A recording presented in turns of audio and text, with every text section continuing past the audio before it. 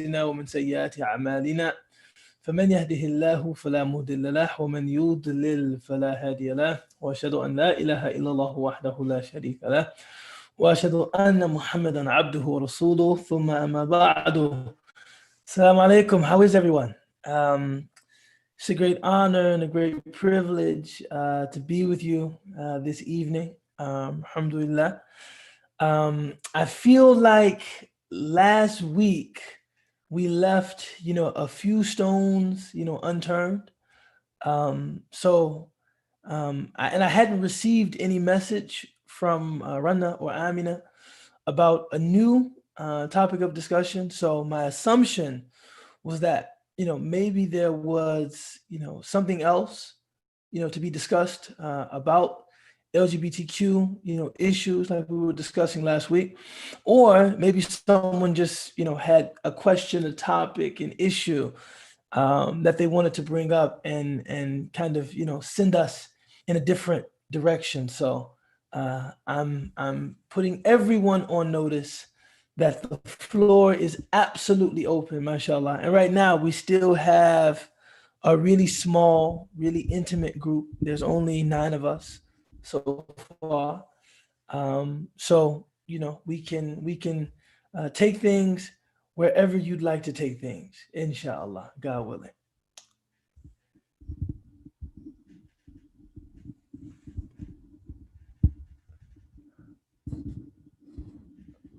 Don't all talk at once.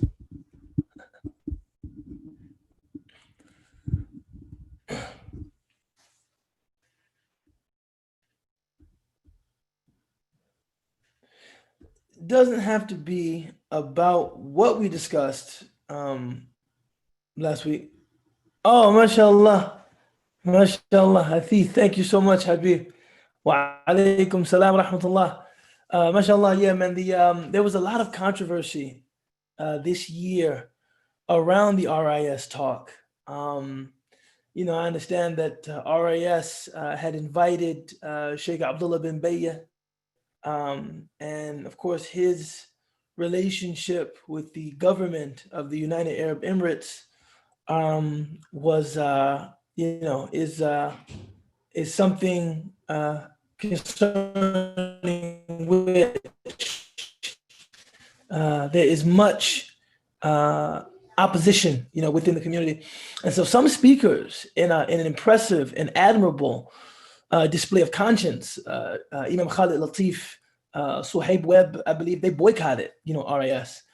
My position was different than that. I don't know all of the details, and I'm not perhaps as aware or as savvy as some other people when it comes to Middle Eastern, politics. I do know that anybody who signs off on a statement condemning Muslims that don't deserve to be condemned as terrorist or Islamist, I guess that's a bad word, I would definitely advise them to be more careful. I know that anyone that, supports aggressive wars in which precious lives, civilian lives are taken, as is the case in Yemen right now with the UAE, leading that effort.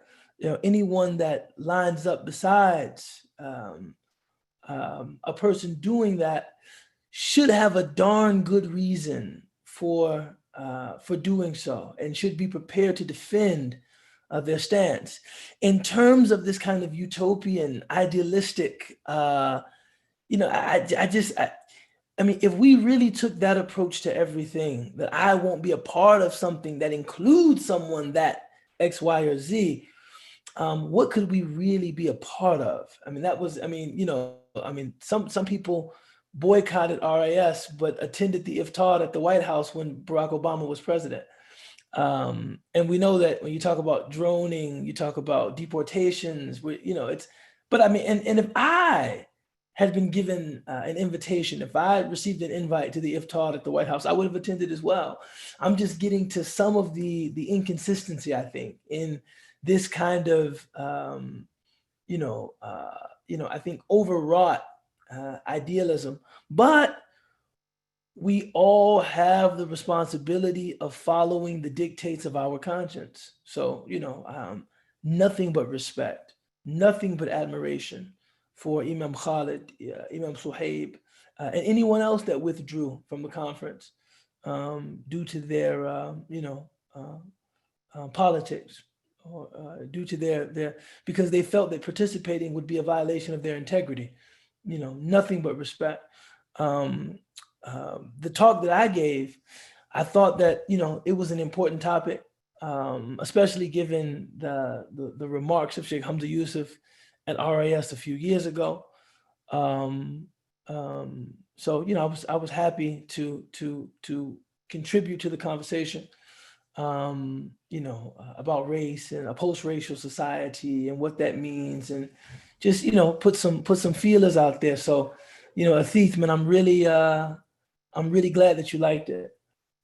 By the way, anyone who's joining us late, last week and last week I felt like this week I am taking it easy. I'm chilling. Last week I felt like I drowned you guys. I spoke for like the whole hour and a half. Just kind of took you inside my thoughts, about these issues, LGBTQAI, issues.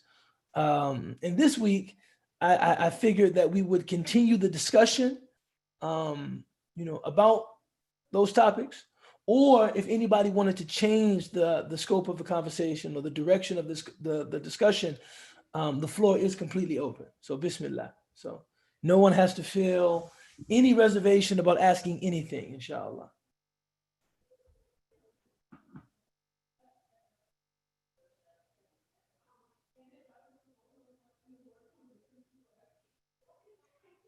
You guys are chilling, man.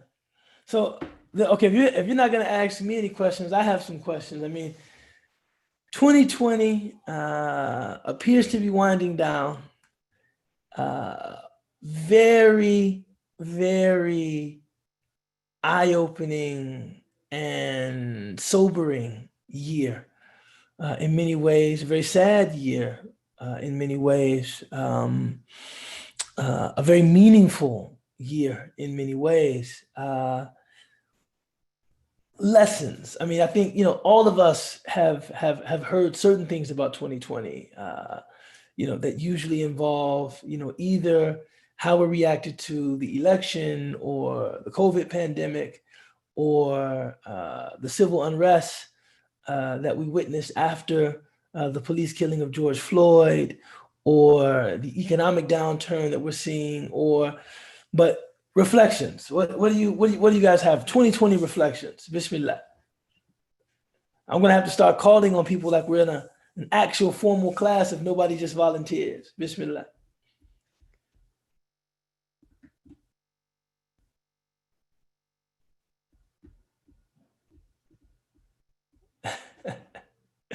You guys are chilling today, man. Asra, what do you have, inshallah? What do you think? What are you thinking about 2020? I think, there's been an abundance of time, and I think probably a lot of, I know for myself, a lot of times I was like, oh, I would totally read more Quran if only I could find the time, or I would do XYZ, or I would read these books if I had the time. And I have to say for myself, it's been a mixed record. Like, time wasn't the secret missing ingredient. And there's other things that either tempt you or distract you away from Sure. dedicating time. So that's been sobering for me personally. Yeah, no, mashallah, I feel that. I think that time it's an easy excuse. If only I had more time, and the fact of the matter is that we do make time, for the things that are important to us, right? The things that that really matter to us, we do make time for them. Which is not to say that if we're not making time for something, it's because that thing doesn't matter, but we haven't um, we haven't exhibited the follow through with regard to those things in the same way that we exhibit follow through with regard to the things that we actually do spend time doing. So if somebody, spends 45 minutes a day or an hour a day working out, right? there's, I'm not going to say that physical fitness is more important to them than reading the Quran, right? Uh, but there's something about being able to kind of practically make a way to maintaining a fitness routine that, they've been successful in doing. Whereas when it comes to reading the Quran, they haven't been able to dedicate that same 45 minutes. And that is supposed to lend itself to a question. Why not? What is consuming me? What is taking my time? And that's actually, it's funny you say that, Asra, because, that's one of the really useful things about my phone is, it tells me how much time, right? The screen time notification tells me how much time I spend on the phone daily. And alhamdulillah, I've cut my time down drastically, in the last, 4 or 5 months. Before that, I would be just blown away, flabbergasted, in disbelief, just about the amount of time I spent on my phone every week. So, yeah, no, I think, now that we have an abundance of time, we get a chance to really see what we're prioritizing as opposed to what we're not, prioritizing. So I definitely feel that. Ismail, 2020 reflections, man. What you got? Uh-oh. Then I'm not quick on my feet. Outside of that, I think that there's a lot of things that seem important and are important in the very short term, but if you repeat those, if you repeat those short-term priorities enough time, they're really a waste, right? I mean, I'm thinking of going back to your point about screen time. I spent way too much time on Twitter, and every tweet was important for 5 seconds. For 5 seconds, right? But exactly. Right. So I think this seems trite, but setting up systems where you say, okay, what are some little things that I can replace, or that I can apply as replacements, has been I think it's been positive for the last couple months, and inshallah it continues. Inshallah, no, definitely, man. It's amazing, that verse, wal asr, innal insana lafi khusr. Well, the first verse is just wal asr, so those are 2 verses. Verily, by the passage of time, all human beings, all men and women experience loss, are at a loss, or are losing. All of those translations are valid. That it's amazing that with time, we begin to see things more clearly. With time, we gain clarity. So things that were like really important at the time, like, oh man, like this had to happen. This was the most important thing in my life. You look back on it, and if you've grown at all, you say, it really wasn't that important. it really wasn't that important. But you couldn't have told me that at the time. And part of that is that, the older you get, if, you're maturing as you age, you begin to understand the preciousness of time. It's funny, man, this year, I'm getting close to my 40s. I'm not 40 yet. Alhamdulillah. Alhamdulillah. Let me repeat that. I'm not 40 yet. I'm not 40 yet. I'm not 40 yet. But I'm getting close to my 40s. And I feel a little more urgency to do some of those things that I've been procrastinating about, some of those things that I've been stagnating about, some of those things that I've been putting off. And I also feel a little bolder to try more, to be more explorative, to step out of my comfort zone a little bit more. And I think it's because I have this this, sense that, I mean, 40 years is a full life, man. Anyone that reaches, the age of 40 cannot claim to have been cheated in terms of the allotment of days that they have received. 40 years is a long time. I'm not quite 40. I'm not even 39, right? But I feel kind of like I have a nice window unto 40. I'm just kind of looking at it saying, ooh, there it is. Ooh, there it is. And you definitely feel that passage of time, and you definitely can feel that if time is not being used well, it's being squandered. So this is definitely a time of urgency.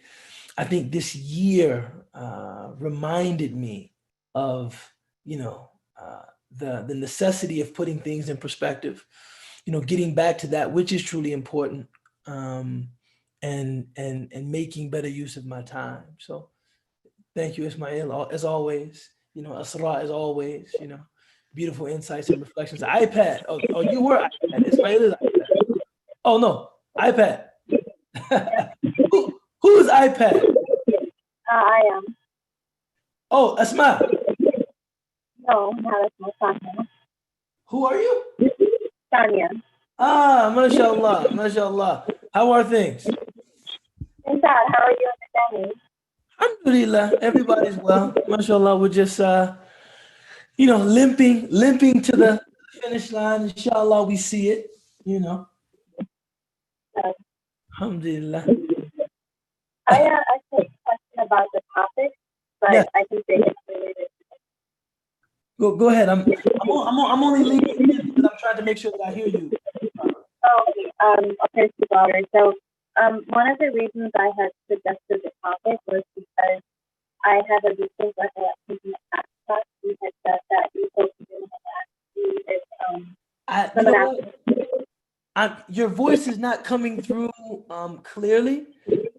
You might be in a bad spot, or it might be easier if you just type maybe a summarized version of the question in the chat.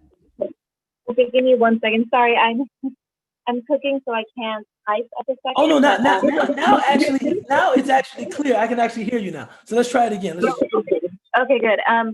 So I recall you saying in a previous class that you hope no one ever asks you in a situation where there's two transgender people and they ask you to perform in the niqab for them.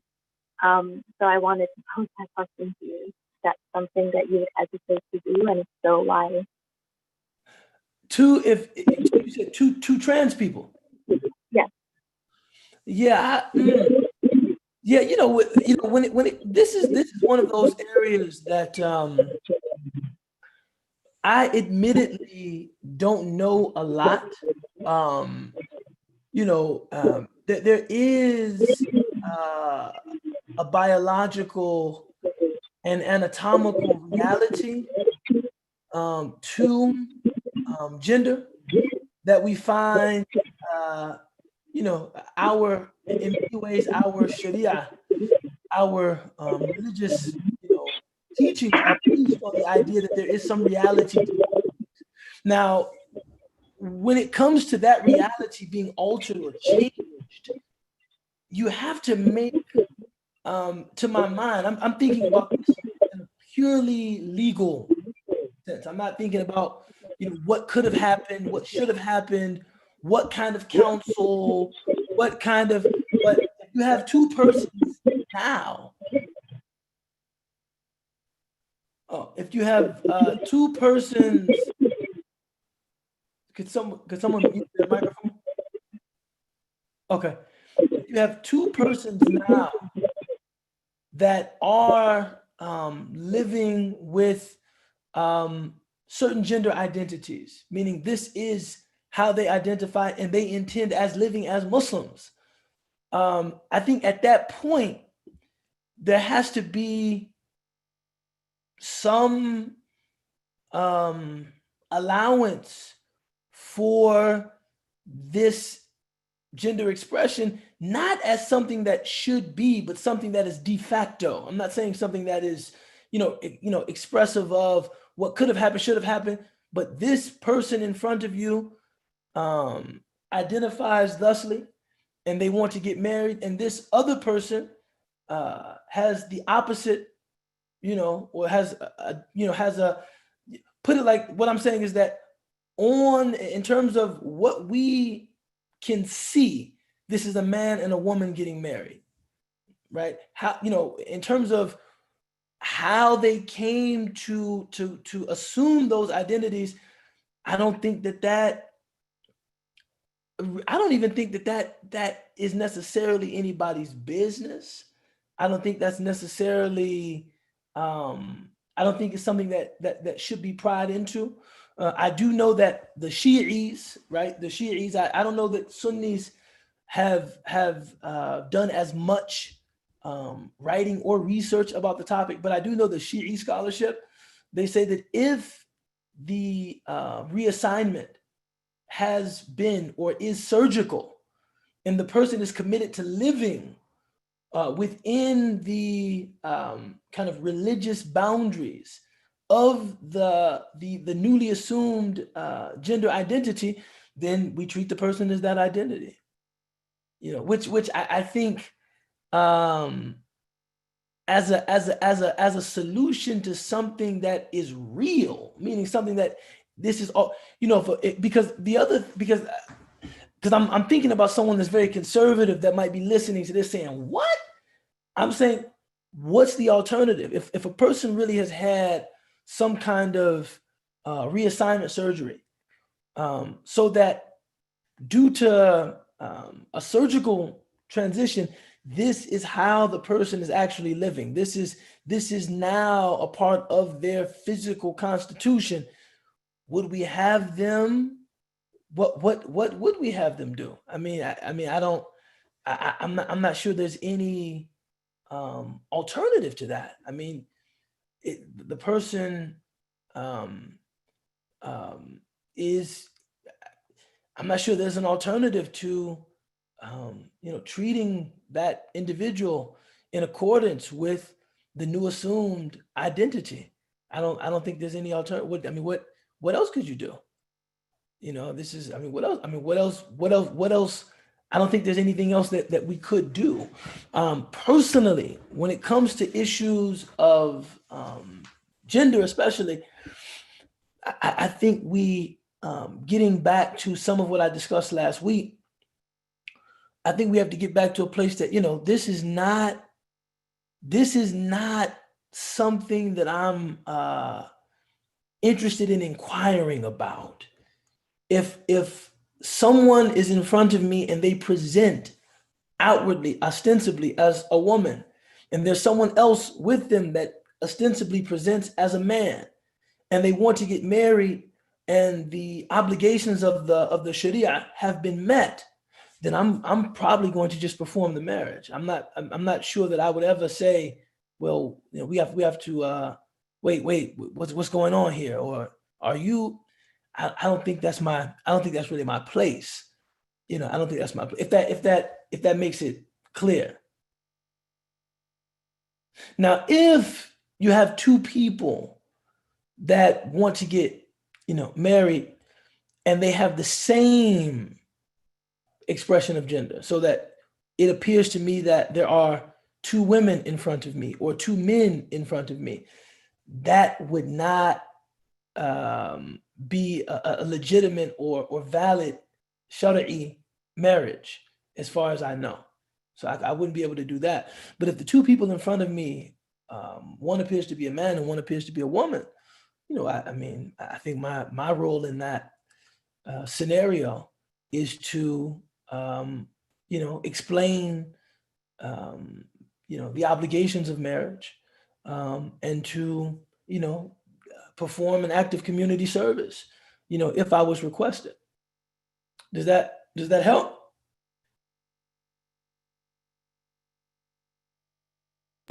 Yes, it does. Thank you. Jazakallah khair.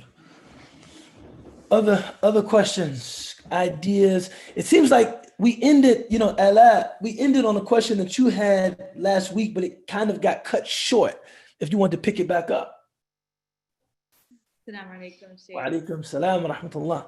So I think the question that we left off on last week was like the differentiation between being respectful of people's expression, sexual preferences, etc., and then endorsing it, whether just by, especially if the person is close to you. I think like the situation that we hear most about is like parents and their children, or siblings among one another, or even close, community members or what have you. Like, obviously the first thing we want to preserve is everyone's deen and membership in like the community of faith. So we wouldn't want to turn anybody away. But at what point are we tacitly accepting or approving of certain things that we know Islamically are not appropriate? Bismillah. This is a very good question. And I find that, to effectively answer this question, our relationships with each other must be based on two very solid fundamentals. One being, I do not have the power, right? None of us have the power to change something that is unlawful into something that is lawful. Meaning, like, I don't have that's something that lies beyond my scope. If God has made something impermissible, there's no way for me to make that thing permissible, right? So that if I see someone who's struggling with something, or I see someone who's confused about something,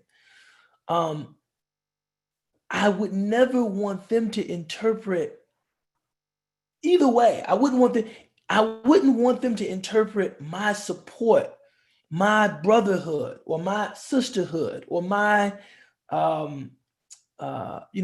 being considerate and kind, as we are commanded to be toward each other. I would never want them to conflate that with me endorsing what they're doing. It's in the same way that,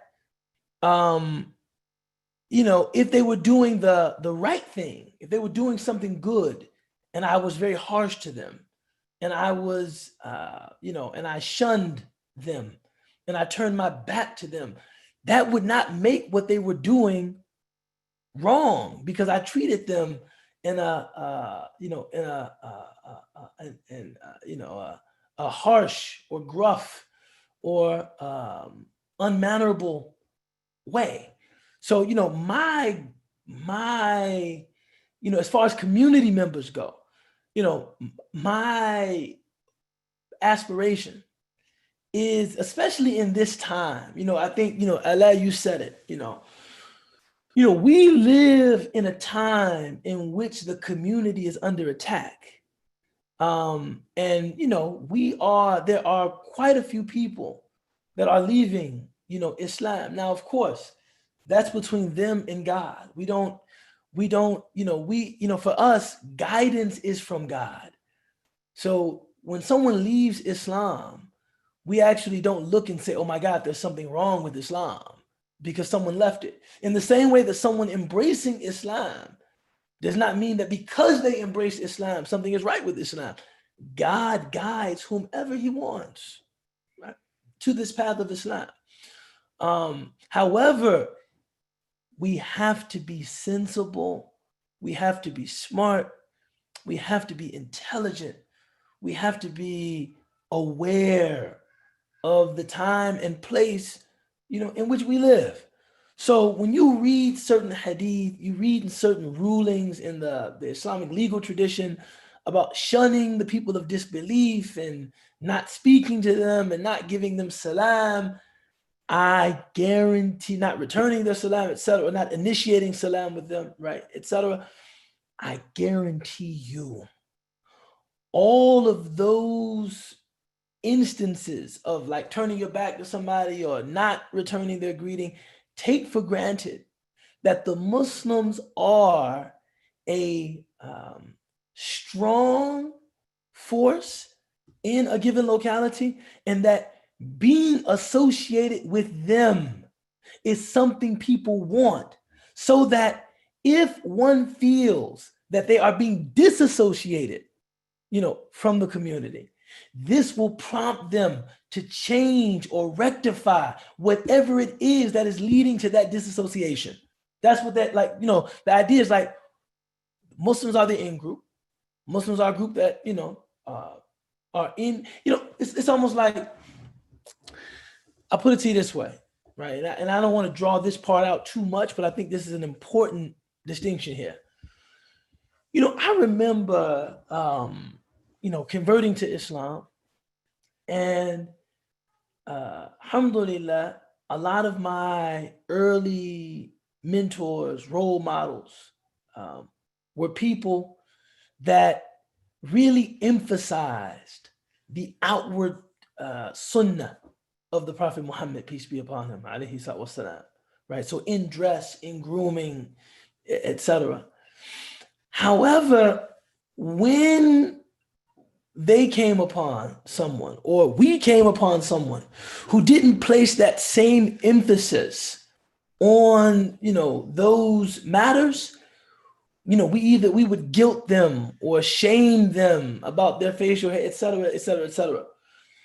And there came a time, after that, right after that initial period, where I would feel like, dude, that was so petty of us, and that was so small-minded of us, to kind of reduce. We don't know what a person is struggling with in their faith. They're at the mosque trying to experience some solitude, some sanctuary, trying to experience some God. And here we go talking about the length of your pants and your facial hair and covering your head and the colors that you're wearing and the logos on your shirt. And it was something that I looked at and I said, man, just wrong place, wrong time, wrong message. And then as my own kind of personal style, began to develop, and I began to, really get into kind of classic American sportswear, dress and things like that, I saw, reading stuff that I have on my coffee table right now. In fact, I'll give you a visual aid. Bismillah. Let me see.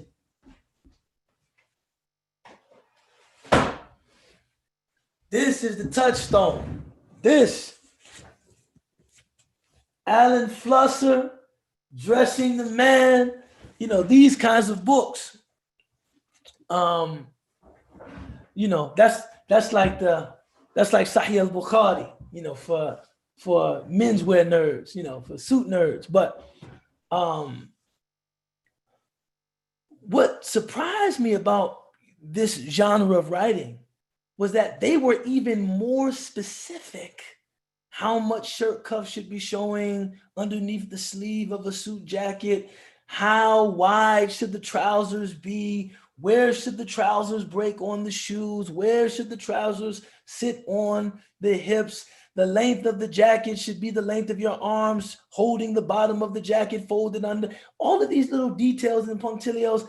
And I said, it's amazing that when we were talking about the, not that hyper detail, but details in dress, but we were talking about the sunnah of the Prophet Muhammad, at least of what we understood of that. We felt so petty and small-minded as we grew. I said, I don't think any of these people feel petty and small-minded about, these details that they're obsessing over. And I was talking to my teacher about that comparison. And he said, well, the difference is the men that are writing these books are speaking from a place of Western European cultural dominance. And they're saying, look, this is the dress of the international business elite, political elite, et cetera, et cetera. I mean, this is the dress of that ilk. And if you want to do it well, and you want to do it in a way that we recognize as being excellent, this is how it's done. And he said, and it just feels different than somebody. He says, well, whereas, those Middle Eastern clothes and that Eastern dress that you guys were obsessing over its detail, it doesn't have in this time and place that same aura of yani dominance. So it feels different. And he just said, and you have to account for that in your analysis of those two, situations or whatever. I'm saying that to say, yes, if Muslims were a dominant group, if Muslims were, the cultural tastemakers and the people that everybody wanted to, be affiliated with, then these ideas about shunning the deviant and this person, we don't accept this, that would make sense, because it would cause the person to say, well, if I want to be accepted by this group of people, then I guess I got to get my act together. In the absence of that kind of influence, I've said this at conferences with Islamic scholars, I do not think it wise to shun anybody. As you said, Allah, we don't have that luxury of saying, okay, look, you do that, you can't be down with us, man. Now there are people that have that kind of look. You wear it like that, that's not how we do it. Right? That's not how we do it. But we really don't have that luxury. We don't have that, we don't have that luxury of saying, okay, you're out, this, that, and the third. That's the other thing. In that vein, yes, we are prepared to embrace people in our community that have, differing opinions, people that are struggling with certain things, but they must know that I cannot change what is unlawful to lawful just through accepting you as someone in the community. There are Muslims that I know personally and I know them well, people that I consider friends, drunks, alcoholics. I shouldn't have said drunks, that was a little insensitive, but I probably did it for effect. Alcoholics, right? I know that, they struggle in that way. They know that they struggle in that way. I'm only there to give them moral support. The difference is that they wouldn't dare suggest that there's nothing wrong with what they're doing. And that was the second thing. If you want my support as, a member of the community, don't put me in a position where, you're justifying this. You're saying you don't think anything is wrong with this. So that when I treat you just like a brother or a sister, that is taken to imply that I also don't think anything is wrong with this. And so we're right back to where we were last week.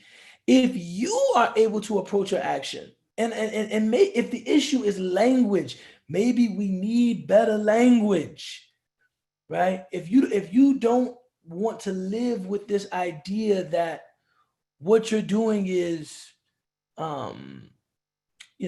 sinful, then I know that my actions are out of step with the shared understanding of Islam of my community.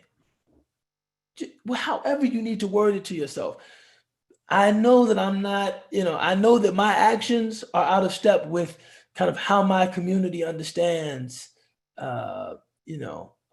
sexual ethics. Right? If you can have some integrity, I have no problem supporting you.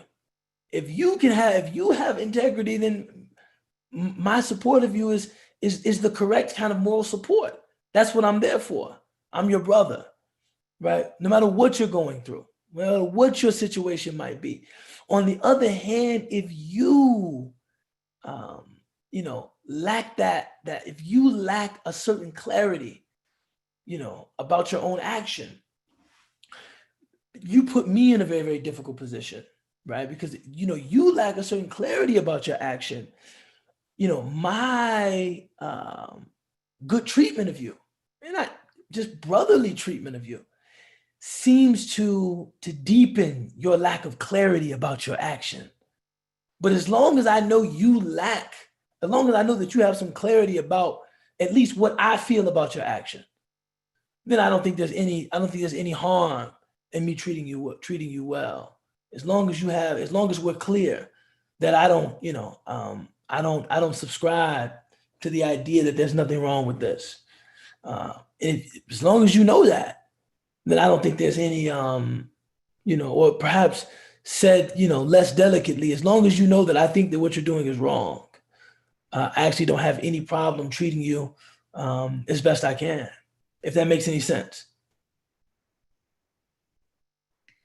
Yeah, Jazakallah khair. It does make sense. I think the reality is that at least the people that I've encountered, the latter version of facts is what ends up being the case. Most people that I've met in these general types of situations are not saying like, I recognize myself to be living in sin or to be acting in a way it's more kind of like, well, this is the reality. I still identify as Muslim or a believer, what have you. And I'm gonna find ways to justify it. Which is such a strange, I don't know. I mean, I know I learned about Islam as somebody that converted to Islam. So maybe my understanding of it might be different, but I don't know. I mean, like, is it, I think it comes back to a lot. I don't want to restate everything I did last week because I don't want to bore you guys. I've already, what happens if I bore you half to death twice, but I don't know what it is about this generation. Well, actually, I do know what it is. I actually do know what it is. It's that, it's that inability to see these issues as something that I do and not kind of an essential part of who I am. That's what this is really all about. Because if you viewed any of these issues as something that you do, no matter how you feel about doing them, but you viewed them as something you did, you just say, I'm Muslim. I mean, I commit some sins. I have some sins. I make some mistakes, but I'm Muslim, or I'm deep in a sinful lifestyle, but I am a Muslim. I do have faith. I am a believer. The other part of that is, I think we have to be very careful because some of this stuff, it happens, imperceptibly. You don't even perceive it when it's happening. That Islam has become a part of a person's identity, so that, it's not a responsibility. It's not a real relationship, with God. It's just, a part of my identity that, is also a part of me in the same way that my sexual practice is a part of my identity. So for some people, it's like, well, I'm not giving up either. This is a part of my identity, right? Who I like to sleep with. And being Muslim is a part of my identity. And, I think, as somebody who converted to Islam, I wasn't looking for like a new kind of brown cultural identity. I was looking for like a relationship with God. It's kind of like, it was very simple, but also very profound when David Letterman asked Dave Chappelle, so how did you become Muslim? Believing in God and stuff. Believing in God and stuff, which is that's I think sometimes it's really good to talk to converts because a lot of the cultural baggage that I think, all of us carry, but our cultural baggage is not necessarily connected with like an Islamic identity.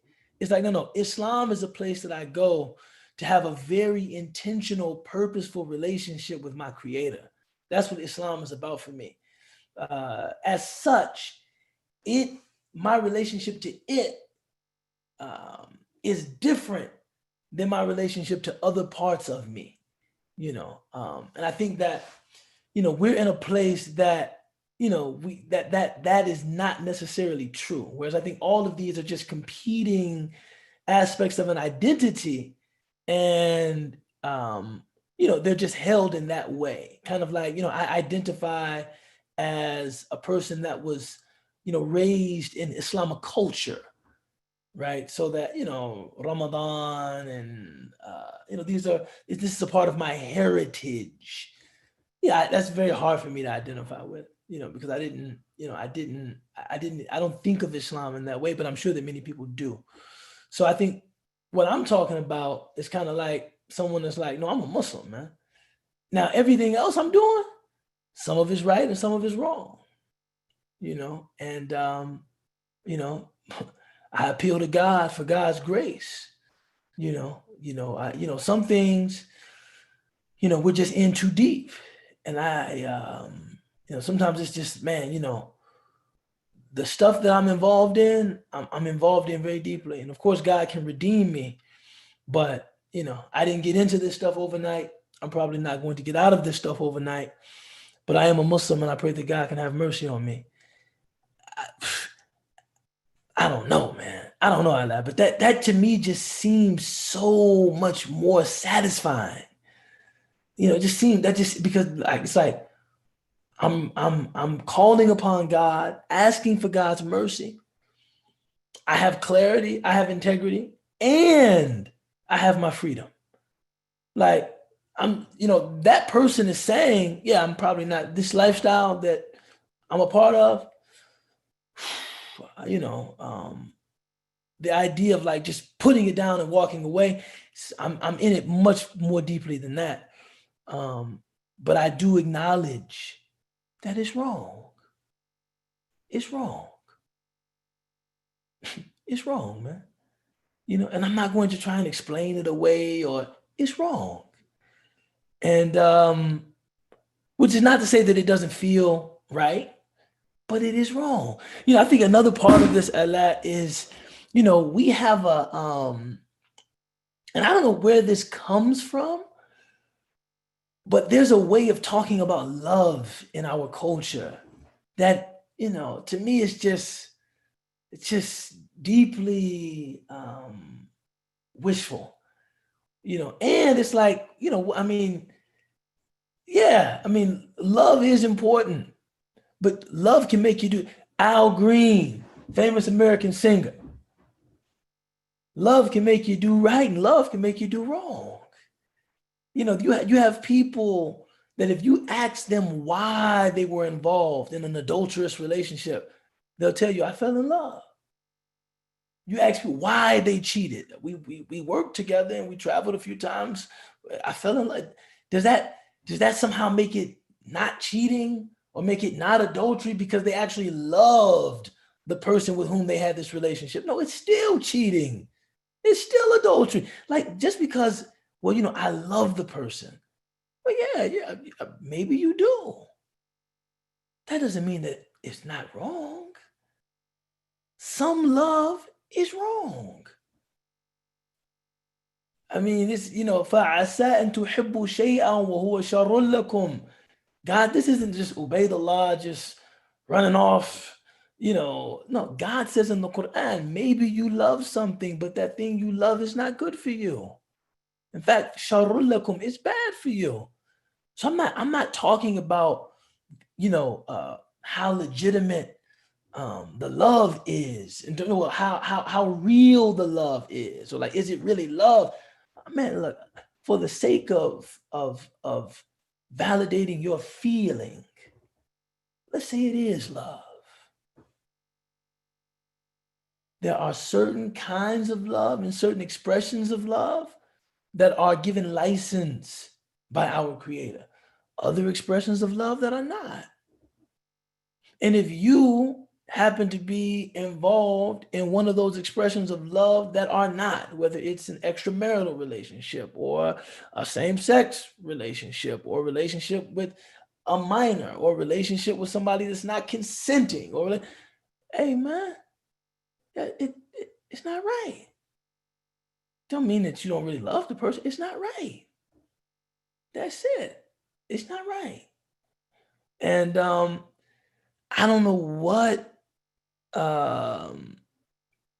hang up we have that, it's like, are we afraid of God's mercy, or perhaps maybe I think some of this comes down to how we're being raised as children. Maybe we really don't believe in God's mercy. Maybe we really don't believe in God's mercy, so that, we say we believe in God's grace. But if you believed in God's grace, why would it be so devastating to admit that you were wrong?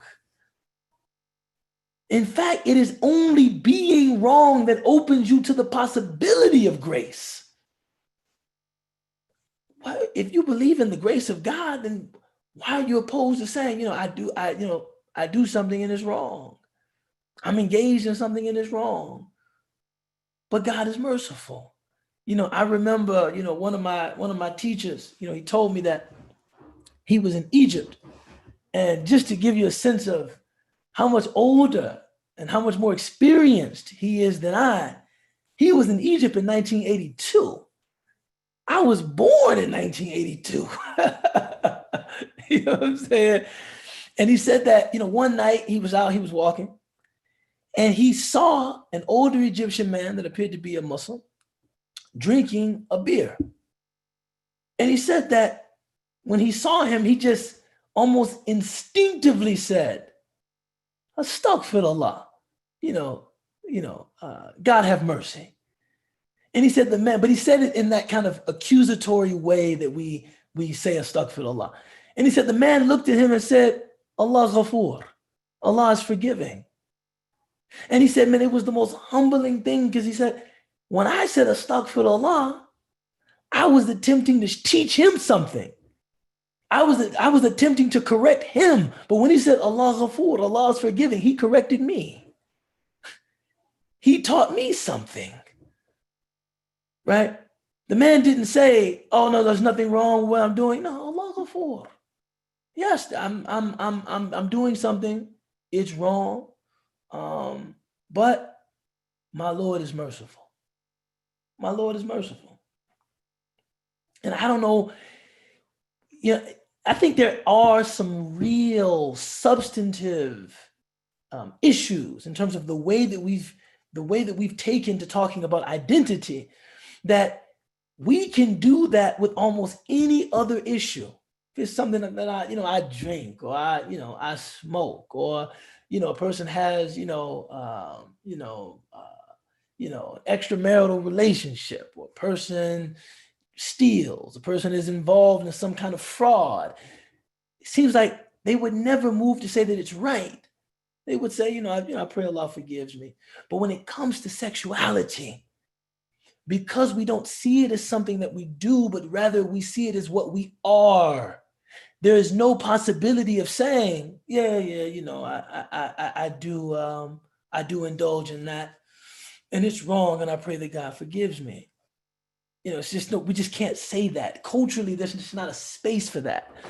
And I think that if Muslims want to make a contribution to this issue, this is where we make the contribution, is in talking about grace, talking about forgiveness, talking about mercy, and then treating people in humane and decent ways, so that they have kind of an experience of mercy, an experience of grace. That it's almost like, clearly there is something, because I'm thinking about this in the context of Western European history and the history of Christendom. By refusing to admit that you're doing something wrong or immoral, I think there is a certain kind of erasure, a certain kind of accusation, a certain kind of dehumanization that you're trying to protect yourself against, right? That in some way I know, because I've listened and I have relationships with people and I've talked to people, that it's like, if I say that this is wrong, then it's like I am denying my right to exist. If I say that this is wrong, I am erasing myself. If I say that this is wrong, I am subjecting myself to a kind of mistreatment or second-class citizenship, or I think, and sounds strange, but I really think this is where we are, is we have to create the kind of culture where, look, you can say that what you're doing is wrong, and all that we would hope is that you get the mercy of God, man.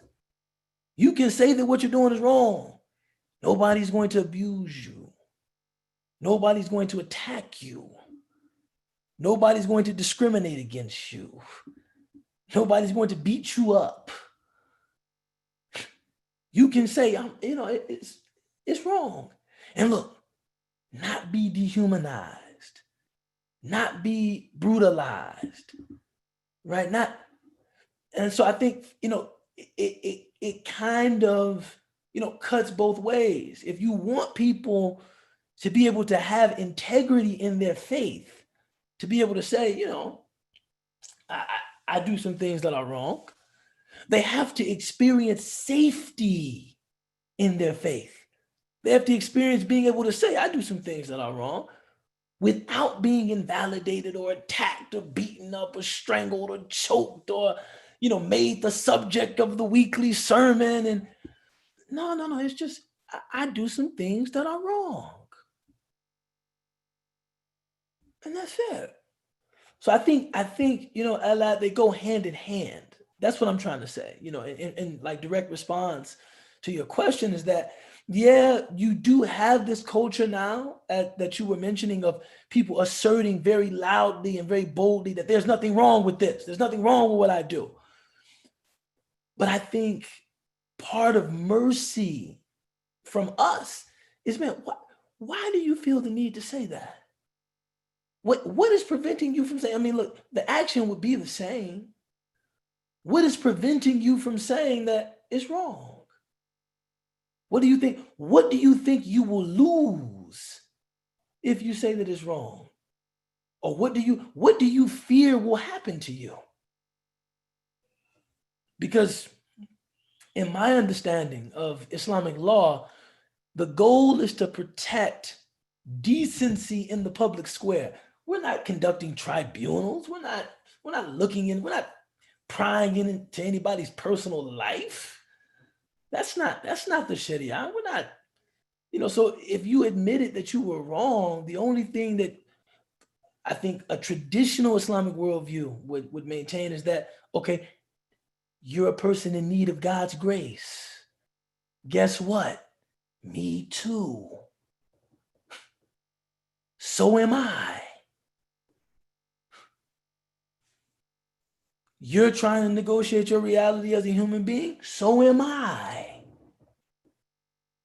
You have some things that you're struggling with. You're struggling with your foundation. So am I.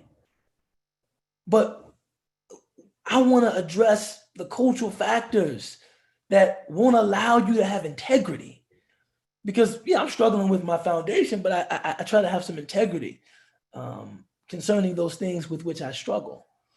And I think that, if you're going to talk about homosexuality, you're going to talk about this, very strident attempt to justify, this very strident, attempt to validate.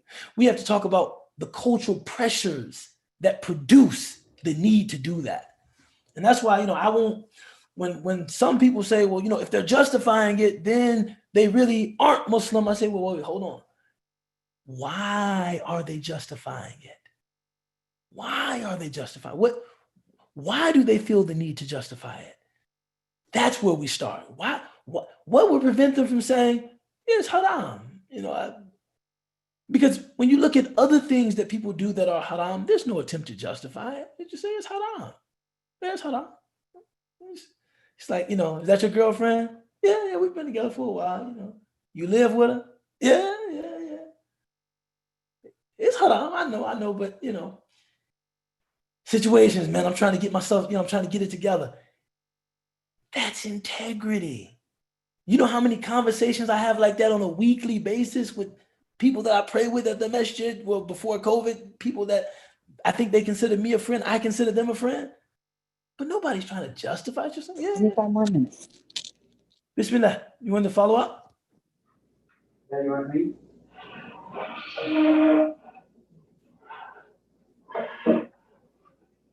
Oh, somebody unmuted. So I thought. So yeah, no, I you know, your question is the question of I think a conscientious person, you know, not wanting to be mistaken, you know, wanting to be in community, wanting to be sensitive, wanting to be you know, decent, but not wanting to be mistaken as somebody justifying or you know, endorsing something wrong. So no, I appreciate that. Is there anything else? I see Naeem. I see Naeem in here, man. The honorable.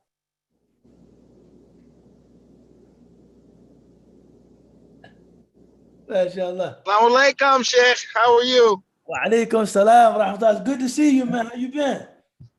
I've been well, man. I've been well. Yeah, I got your text with the link a little late. I'm just leaving work, but I definitely wanted to sign in. I really wanted to. I wasn't sure whether it was Monday or Tuesday. The website was a little confusing to me, and I was hoping to make this a family affair, but yeah, we normally do it on Monday at 5:30. doesn't look like I'm. No, inshallah, just you know, Okay. share the link with my sister Tammy, and you know, we'll get it done for next week, inshallah. So Inshallah, we definitely will. So the floor is just open. We're just asking questions, conversing about, you know, this, that, and the other, just talking. So did anybody else have a question, maybe a follow-up, maybe a rebuttal, maybe an objection to something that was said? You know, anybody who wants to disagree with me, you know, you're free to do that. You'd be wrong, but you know, I mean, hey, if you want to be, you know what I'm saying?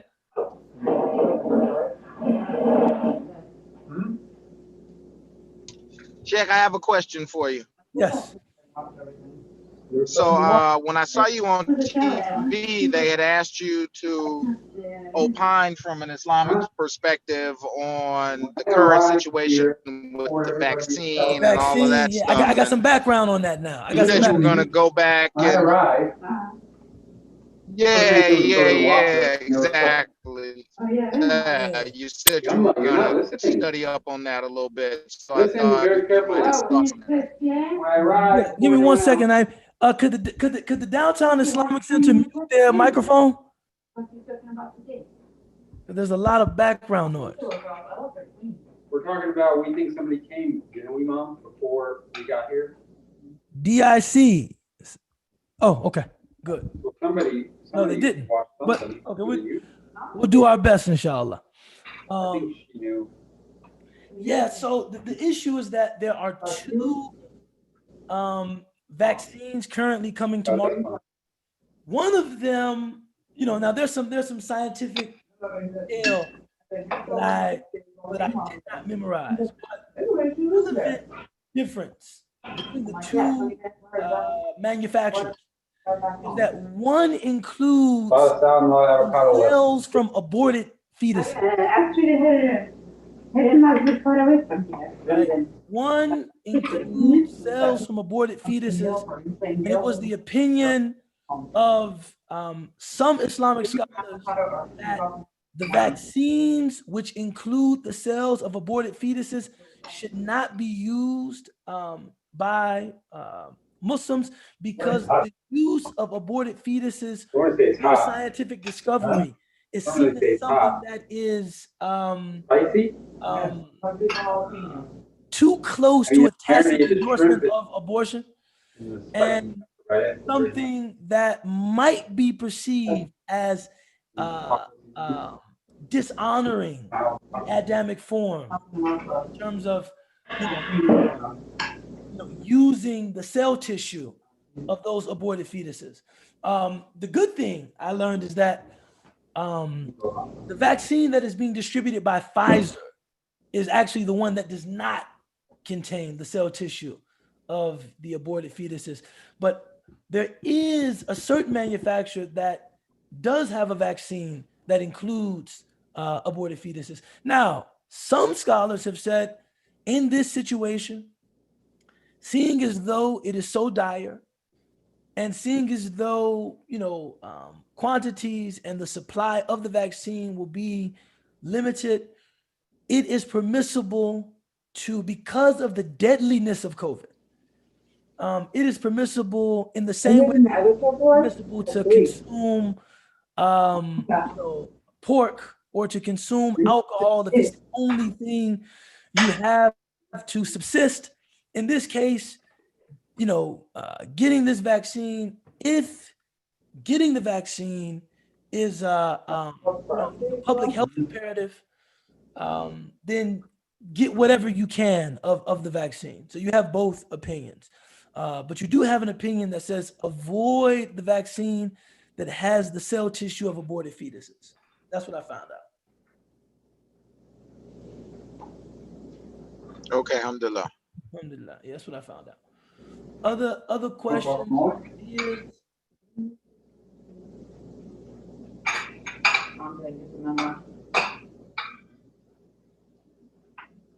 You guys are so quiet this week, man.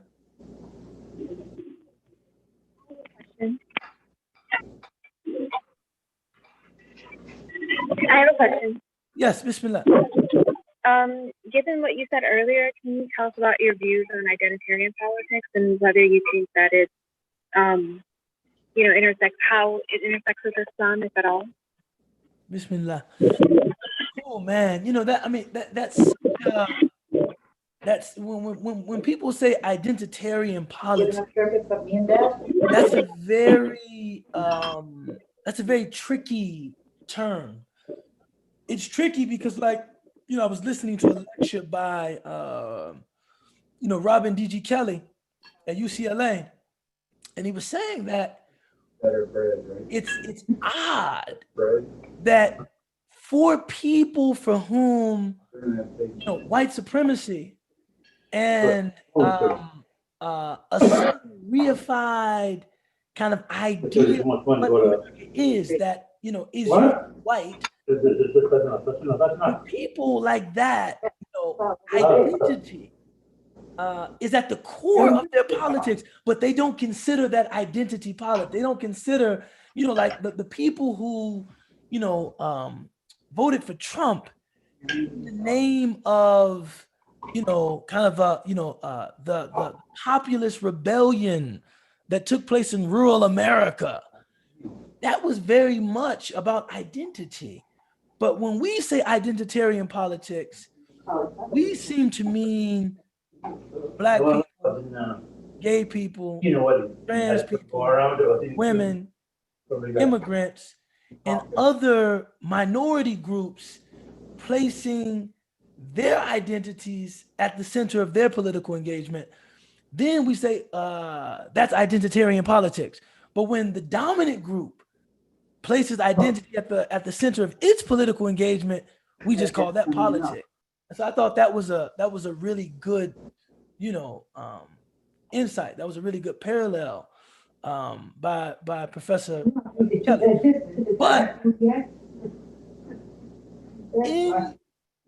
in this, it's complex because Islam does not deny the specificity of identity. The Prophet sallallahu alaihi wasallam was an Arab. He was male. He was a Qurayshi. He was a Hashimi. He was a Hadari. He was a person. He wasn't a Bedouin. He was a person. He was a city dwelling person. He, like different kind of overlapping and concentric circles that made up his identity, he embraced. But belief and intentional commitment to morality, to ethics, they shaped, or perhaps in some instances superseded, a commitment to those specificities of his identity.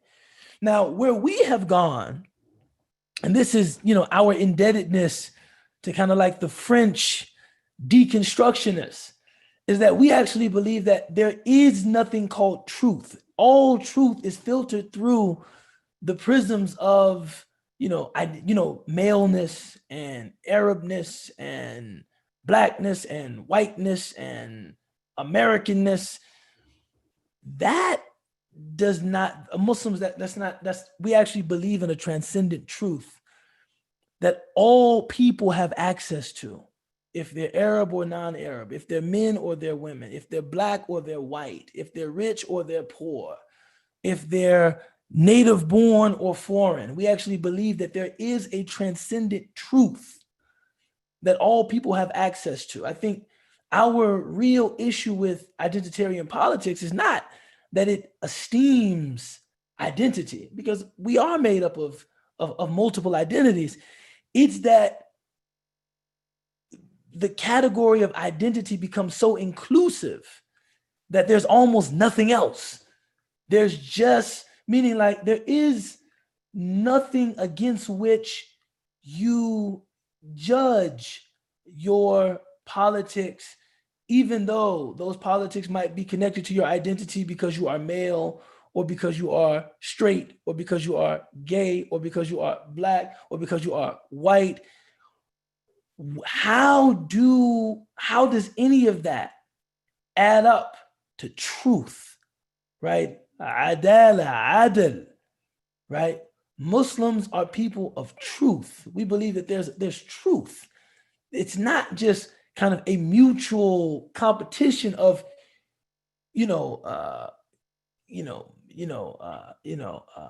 mutually valid identities competing to impose their standards on other people, which is how a lot of critical theory would have us see power. That it's just, one person imposing something on another person. And what the other person wants to impose on the first person is just as good, right? No, we actually believe there is truth.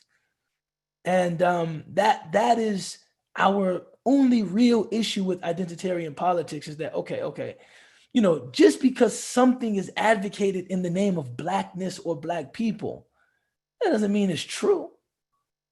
That doesn't mean it's right. Just because something is advocated in the name of whiteness or white people or law and order or maintaining the status quo, or that doesn't mean it's true, nor does it mean it's right, nor does it mean it's humane, right? So for us, the problem is not identity.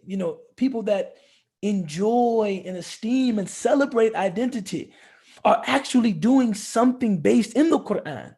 God says, Ya ayyuhan nas, inna khalaqnakum min dhakarin wa untha wa ja'alnakum shu'uban wa qaba'ila lita'arafu. Inna akramakum inda Allahi atqakum wallahu alimun khabir. O humanity, we created you from one male and one female, and we spread you into nations and tribes so that you would come to know one another. That's identity. Oh, wow, people have, cultural specificities, and okay, right? Inna akramakum indallahi atqakum. Truly the most ennobled of you in God's sight, right, are those that are the most conscious of God. Now, not everybody believes in God, but I think the utility of the verse can be expanded to mean it's about who's right and who's wrong. Yeah, we all have, identities that we want respected, that we want protected. And maybe we should enjoy that respect and protection mutually. But in terms of what I myself am going to advocate, it's not going to be an agenda that's Black just because it's Black. Black is not an ideology. homosexual is not an ideology. White is not an ideology. In fact, I don't have any use for ideology. We want truth. We want truth.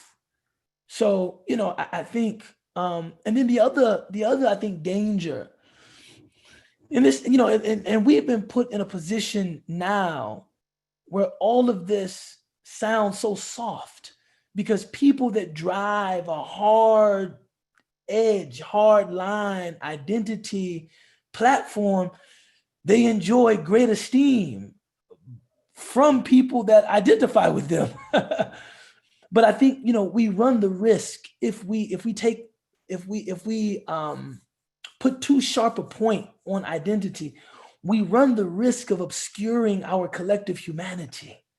Like, it sounds so milquetoast and limp-wristed now, but like, we are Bani Adam. We are human beings. We are the children of Adam. All of us, the believers and the disbelievers, the black and the white, the native and the immigrant, the rich and the poor. All of us are Bani Adam. And I think, you know, identity politics, when engaged too vigorously, you know, that connection that we have as human beings is completely obscured. It's completely lost. And I think that, you know, Muslims have to find a way of speaking to the pain and the grievances of people that have been pained and, you know, for a long time and have legitimate grievances. But we also have to remind them that even the people that oppressed you, even the people that subjugated you, even the people that continue to,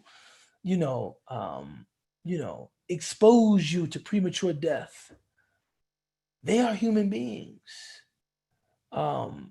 And, you know, as the great Martin Luther King Jr. said about oppression, the first thing is to look at myself and to make sure that I'm not an oppressor.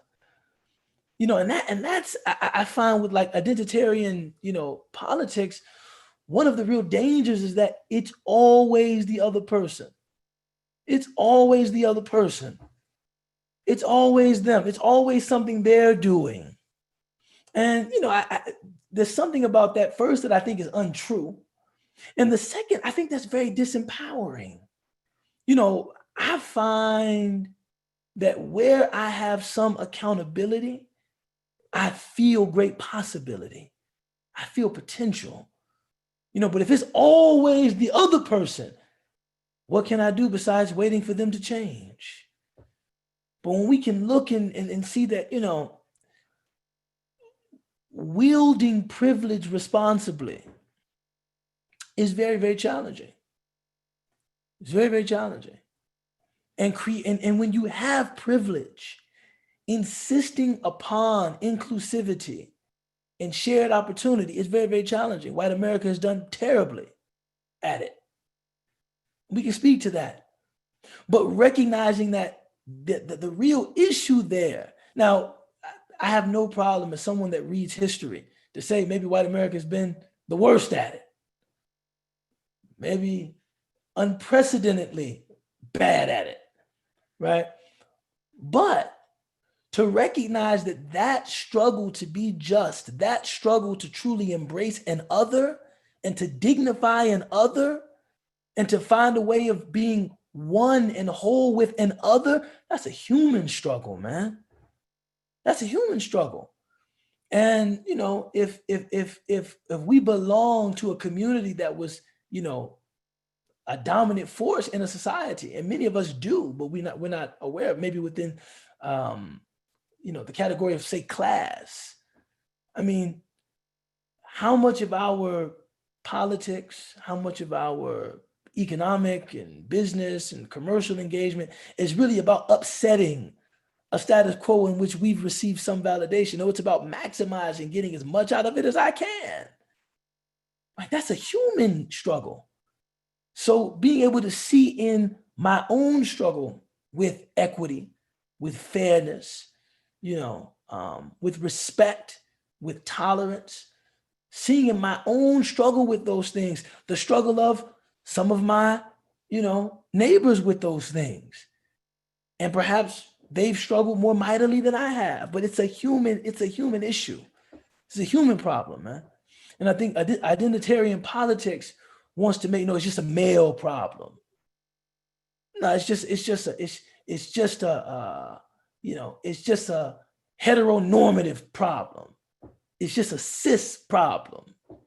It's just a white problem. No, it's a human problem. Now, if you want to talk about, inequity or oppression, and you want to talk about in a concrete way, yeah, you don't have to talk about it as a human problem all the time. Talk about a specific concretization of the problem. We're talking about the treatment of Black Americans. We're talking about the treatment of women. We're talking about the treatment of people with alternate sexual identities, whatever, right? But know as you're talking about it, that what you're talking about is something human. You're not talking about, these people are not aliens that you're talking about something human. Just giving you the difference between broad human critiques and identitarian critiques. There was a Syrian scholar named Sheikh Kawakibi, and he said, this was in the 19th century. So think about now. He said, the problem with our society is that we're a society of despotism, of istibdad, of despots. He said, the head of state is just the top despot, but he is just a macrocosm of the father in the family. And the father in the family is the same as the employer on the job and the local governor with the community, and the mother with her children. And he says, look, this issue we have with being despotic and abusing power, man, this is a human thing. It goes through the whole society. We got a problem with this. And I remember thinking to myself, when reading this, that's just a different way of making that critique, right? Because if he wanted to, and if say he was a feminist, he could just say it's just men. This is the problem. This is a male thing.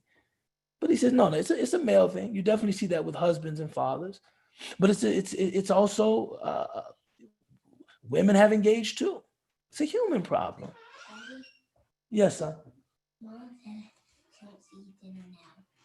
Okay. I'll be there shortly, inshallah. Alhamdulillah. We're winding down, mashallah. So I guess I've been given, it's funny. I'll tell you guys a funny joke about this. I heard this story about this the sheikh, traditionally learned sheikh, and he's sitting in this village in North Africa around the time that some of the culture in North Africa began to change, and women were becoming much more assertive. And he was telling some of his young students that, I don't care what these people say, meaning the West, men have to be men and women have to be women. And we have to stand up and assume our positions as leaders of our families, etc. And as he was saying all of this, his son came and said, "Mommy needs to talk to you now." And he looked at his students and he said, "Now you see this? Watch how I handle this. Tell your mother that I'm busy teaching a class to my students and that I'll be there when I finish." And then the little boy ran away and he looked at the students and he said, you see how I handled that?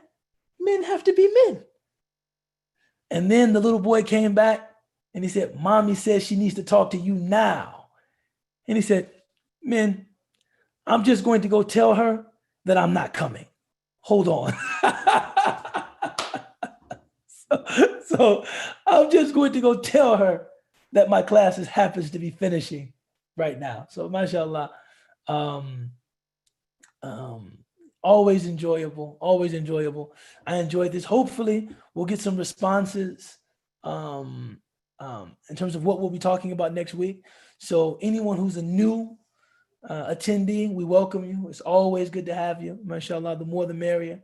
And anyone that's an old attendee, you know, Habiba and Ismail and Asra and Athif, always good to see you. Always good to see you. Bismillah ar-Rahman ar-Rahim wal-Asr inna al-insana lafi khusr illa alladhina amanu wa amilu as-salihati wa tawasaw bil-haqqi wa tawasaw bis-sabr. Ameen ya Rabbil Alameen. Jazakallah khair. Sheikh, is the link that you sent a recurring link? Yes,